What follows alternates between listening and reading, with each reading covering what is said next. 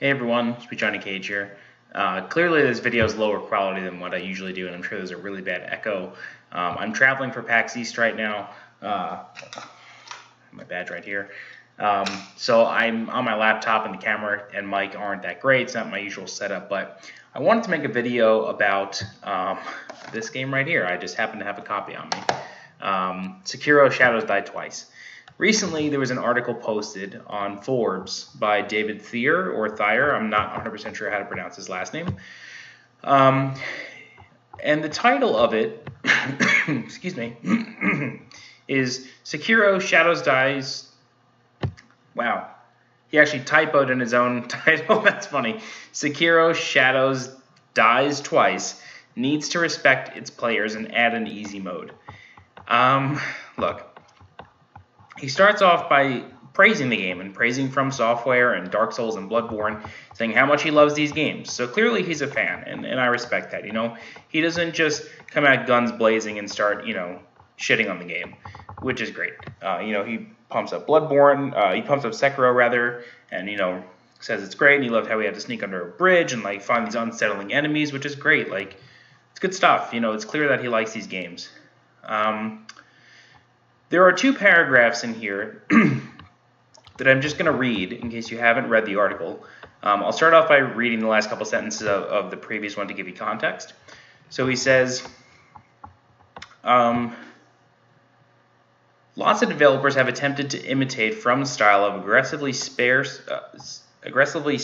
storytelling that relies on opaque item descriptions and occasional short dialogue to build out worlds that seems so much larger than our own character's comprehension, but only Hollow Knight ever came close to what makes these games special. Then he goes on to say in the next paragraph, but most people, even most people that might like to see that sort of thing, will never see any of that. Maybe they have limited gaming time and don't want to spend that time fighting Lady Butterfly 100 times in a row. Maybe they're just not that good at timing their parries. Maybe they get frustrated and don't feel like being frustrated just now. Maybe they have a physical ailment. I'm reading this and I'm realizing the amount of grammar errors. Maybe they have a physical ailment makes this sort of precision just a little too difficult to pull off. An easy mode would allow an order of magnitude more players to see what From has built, and yet these experiences remain walled off for those millions of people for reasons that I just can't parse. This is the last paragraph I'll read. So what's particularly galling about Sekiro is that all other From Software games at least had a sort of safety valve to allow you to move past the game's most difficult boss encounters with a little help by summoning other players into your game. Sekiro removes even that, and so if you run up against a brick wall, that's it. Either beat your head against that wall or stop playing. It's the lack of a summon mode that prevented me from sinking too much of my psyche into the game, or in the game. I was able to beat the chained ogre without too much trouble, even without the fire thing, and so, I don't know, maybe I could keep doing well in this game. But I do not like the idea of coming up against a boss that I can't beat without a week of frustration, and so I can't let myself get obsessed with this one. Sorry. I do want to read one other thing. I sort of lied.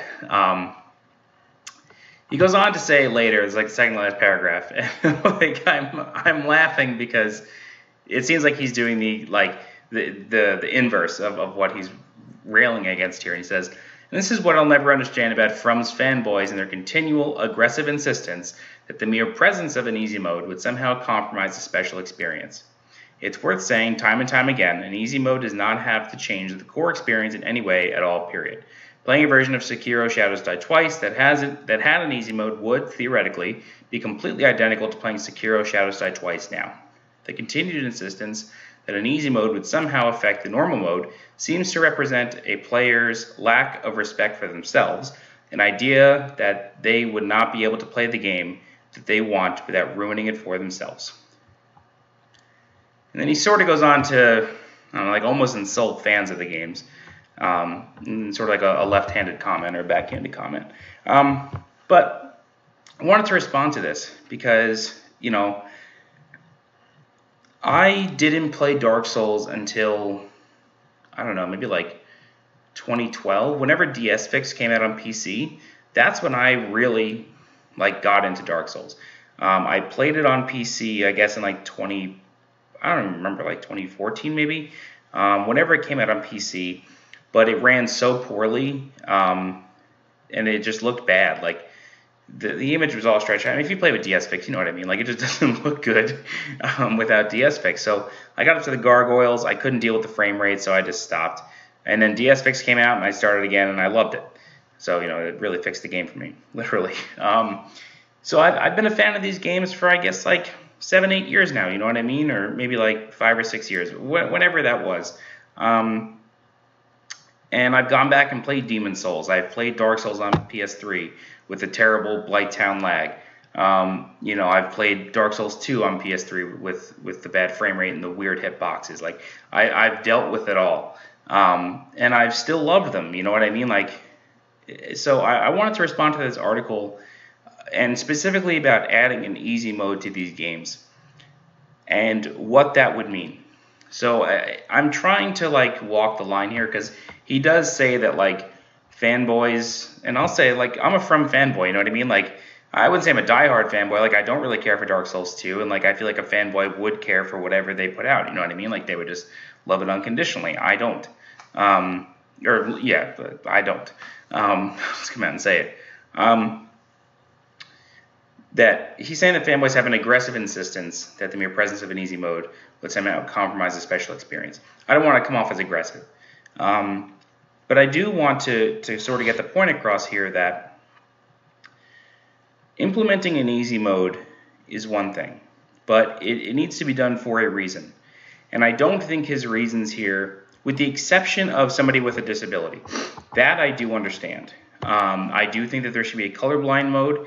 I do think that there should be button remapping, which you can do in this game. Like Sekiro that has full button remapping. Dark Souls 3 had a pretty good button remapping. You couldn't remap okay, I don't think. Like it was a little weird. But yeah, like I know people with like severe physical disabilities, right? Like who do need an accessibility controller, or they play in like some super, I don't want to say bizarre, like I don't want to like belittle what they do, but like a very like unique way to like be able to play games, especially fighting games. Like there are plenty of people who play fighting games in plenty of different ways with plenty of different types of controllers, because a standard controller or an arcade stick is not comfortable to them. Like they physically cannot use it, so they make do. They do something else. I understand that, but the major purpose of these games is, and by these games I mean the Souls series, Bloodborne, and Sekiro. Although I consider I don't put Sekiro in the same like I wouldn't rank Sekiro among Dark Souls games or like Soulsborne games. I think it's completely different. That said, it clearly has the same like combat difficulty design philosophy. I'll say like it clearly pulls from that well. But the idea behind these games is overcoming great challenges. That is one of the core tenets of From Software games, at least coming back to Demon's Souls. I can't speak for their mech games. I can't really speak for their later Tenchu games. I didn't play them, but like Demon's Souls, Dark Souls 2, Bloodborne, Dark Souls 3, now Sekiro, like it's all about overcoming challenges. And that's like one of the philosophies behind the game. That's one of the points of the game, is overcoming challenges. And so by adding an easy mode, and he says it here, like all they have to do is make it so you do more damage and the bosses do less damage. I feel like he doesn't understand how Sekiro works. Sekiro is not about dealing damage. It's not about draining your opponent's life bar to 0, at least for a boss. For most trash enemies, sure. It's about dealing enough damage to the point, usually like a quarter or half their health, to the point where when you deflect an attack, their posture bar grows. And you keep doing this until their posture bar is full, and then you get a one-hit kill. You can bring a boss down to half health, and their posture bar will never go down. Like, it won't. Unless it's like the Phantom Corrupted Monk. Like, unless it's that one boss, like that one boss, it will never go down. And even hers, like it does go down, it just goes down a lot faster than it would. Like it does move a little. So by adding an easy mode, you're essentially saying, like, and I'm not attempting to put words in this man's mouth. Like, I think he has a valid point. I think I'm not going to belittle him or like belittle what he's saying. I just want to disagree with it. And I truly think that by putting in an easy mode, excuse me, into these games, you destroy a core philosophy or a core tenet around the game. It's all about overcoming challenges. It's all about these games making you feel stronger when you beat that boss. And yeah, you do try a boss 20 or 30 times. You know, Dark Souls has gotten better about the trek you have to make to get to a boss, especially in Sekiro. You can get back to any boss in like 5 seconds. I think the longest one is going back to Gyobu, maybe, or like maybe one other. But yeah, like it's all about feeling stronger at the end of that fight and feeling like you have figured it out, right? Like all bosses, and like I went through the list of bosses since Demon Souls. There's over like 120, 130 bosses. They all have a gimmick. It's just about figuring out that gimmick. Sekiro bosses have less gimmicks. I will say that, like, you know, Gyobu fireworks make the horse, you know, go nuts, and it gives you some free damage. But most bosses you just got to deal with and analyze their patterns and you know, figure out the best times to deflect their attacks. You know, there are certain bosses where it's just a 1v1, you know, shinobi duel, and it's really just about figuring out their moves. And yeah, you will have to do this 20 or 30 times. You know, I know plenty of people, and, you know, I've been making guides for this game. I have guides for all but one boss. And there have been plenty of people who have commented saying, I've been on this boss for 2 days. But then they come back and they say, holy shit, I beat the boss. I feel so good now. You know what I mean? They're like, finally, he's gone. Now I can proceed. And it's like, I guarantee you, if they fought that boss again on New Game Plus, it would go a lot faster. That's just how it is. You know what I mean? I have beaten the final boss of this game 4 times now. Yeah, I think 3 or 4 times. 3 times now. And every time it gets easier, because he still has the same exact attack pattern. You could still manipulate the AI into doing things. It's about figuring that out. That's what it's all about. It's about figuring out these fights. It's not about being difficult for the sake of being difficult. That was one of the huge things that really turned me off of Dark Souls 2, was Namco's marketing behind it was prepare to die again. Like, that's all the game was about, was dying. It was so stupid. And it's like, clearly, you know, Namco, and I feel like the larger gaming space heard, oh, these games are ruthlessly hard. You're going to die all the time. You know, it literally says you died, or you died on the screen. Like, you know what I mean? So it feels like that marketing and the greater gaming space picked up on that and said, okay, you're going to die in these games. That's the point. It's not the point. The point is overcoming the challenge. Dying is just part of that challenge. So yeah. At the end of the day, I don't think that there should be any difficulty options in these games. Accessibility options? Hell yes. Colorblind mode, button remapping, like the option for like context clues in case you're hearing impaired, which Sekiro does. Like, you have indicators when enemies can see you. You know, they turn red if they have spotted you. You know what I mean? Like, it's sort of like Metal Gear. You get the exclamation point when you're being chased. You know what I mean? Like, they have done this. They have made it more accessible, and I don't think it has taken away from the game at all, because in Sekiro, you don't want to go up against more than one person. You know what I mean? You're going to get thrashed for, I'd say, the first 90% of this game. You know, you're going to get wrecked if you're going up against more than one enemy. Like, if you're going up against more than one dog in this game, you're going to get wrecked. Like, you don't want that. And that's the point, right? Like, you don't want to go up against a horde of enemies, so don't complain about the horde of enemies. Not that he did it in this article. He did not mention that at all. And I'm sure he's just talking about bosses because he says, you know, fighting Lady Butterfly 100 times in a row. So it sounds like if somebody is fighting Lady Butterfly 100 times in a row, they're not paying attention. They're not. I'm not speaking for somebody with a disability. I'm talking about your average gamer, you know, who can use both hands and you know, can use both eyes and ears, like, who is not impaired in any way. They're not paying attention. They're not paying attention to what's going on. And, if, they think that they're going to, go weeks between beating a boss, they're not getting it. You know what I mean? And that is not From Software's problem. That's not, it's not their problem to fix. That's not a problem of the game. That's a problem of the person. There are so many of these bosses where you just have to pay attention. You just have to look at what they're doing. Just take a step back, excuse me, analyze the pattern. That's all these games are. Like, I make guides for these games, and that's all it is. It's just analyzing patterns. And yeah, I get, an easy mode would be useful for people who, maybe only have one hand or don't have hands and like have to play games with their feet or something, like, or some other way. Like, I totally understand that, and I would never want to take away these experiences from anybody, but I do think a core part of the experience is the challenge.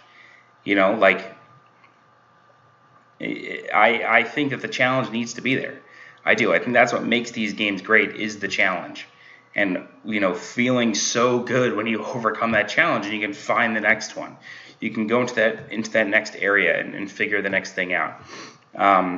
So that's sort of all I have to say. There is one line in here that I did want to pick out. Just let me find it real quick.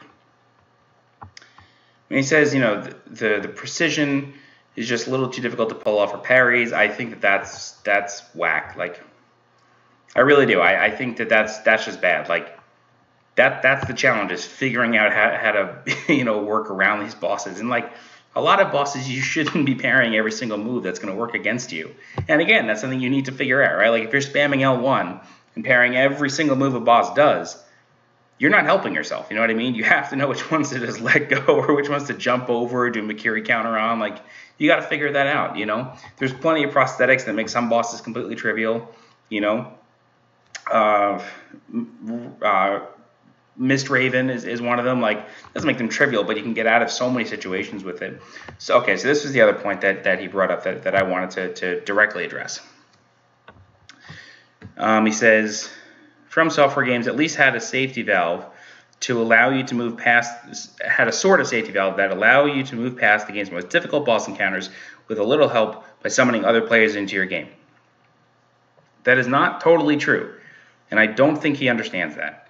When you summon other players in Dark Souls or Bloodborne or Demon Souls, the boss health goes up. So you have to work almost twice as hard. Like, you are punished for asking for help, in a way. Like, it is not meant to make it easier for you. At least not like immediately. You know what I mean? Like, you have more work to do by summoning another player. And unless you're summoning a veteran player, it's not really going to help you. Summoning NPCs is typically useless. Like, they're not going to help you. Like, perfect example, 4 Kings in Dark Souls. Summoning Witch Beatrice is pointless. She's like making it more difficult because she dies in 2 seconds, and like, it just increased their health. Like, summoning Solaire on Ornstein and Smo barely ever helps because he never lasts through the first boss. Like, don't get me wrong. Like, I've had him complete the fight with me, but I'm doing most of the work. You know what I mean? Like, I'm trying to keep him alive just for the sake of like helping out Solaire. There's plenty of instances like that. Another example is Bloodstarved Beasts in Bloodborne, summoning that one NPC, the guy goes crazy later. I can't remember his name. He doesn't help a whole lot either. Like, he keeps her busy and dies in a minute. You know what I mean? Like, a lot of summoning goes wrong. And unless you're trying to play with a friend, or like, like you see some dude is like completely decked out, or it's usually the naked guy who, it just has an Iato or a Uchigatana or something. Like, I always play Dark Souls games naked because it's just like, there's no point. I'm going to die anyway. May as well get good. That's the guy that you want to summon to help you, because he knows what he's doing if he's playing naked. But yeah, so I just wanted to like put up a quick video for this. This is going on a little long. We're at almost 20 minutes at this point. Jesus, I didn't mean for it to be this long. But yeah, I don't think these games need an easy mode. Easy mode is when you figure out the bosses, and then New Game Plus just gets easier. So yeah, that's my stance on it. I don't think they need easy modes.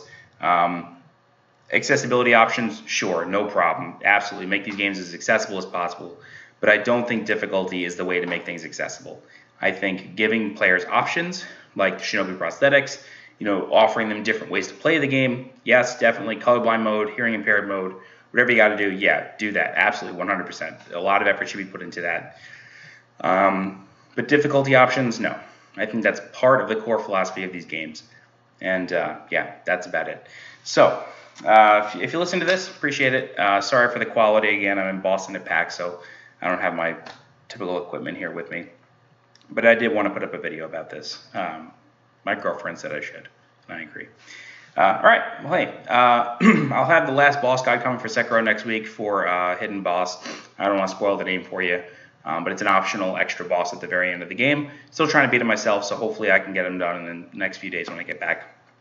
I come back to New York on Monday, so hopefully I can get the guide out Tuesday or Wednesday, or even Monday night, who knows. But yeah. And then I'll have, I'm also going to do some like hidden quest line videos, like for the Great Carp, some of the achievement sort of stuff.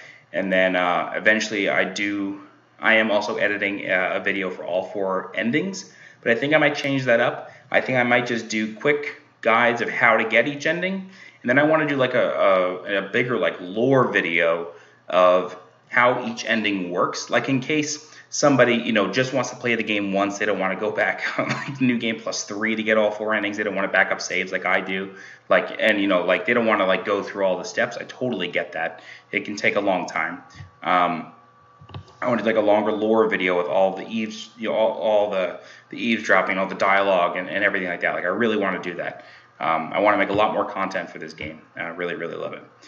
But yeah, all right. If you like this video, you're looking for more guides, or you're looking for more videos about Sekiro, usually just guides, please consider subscribing to the channel.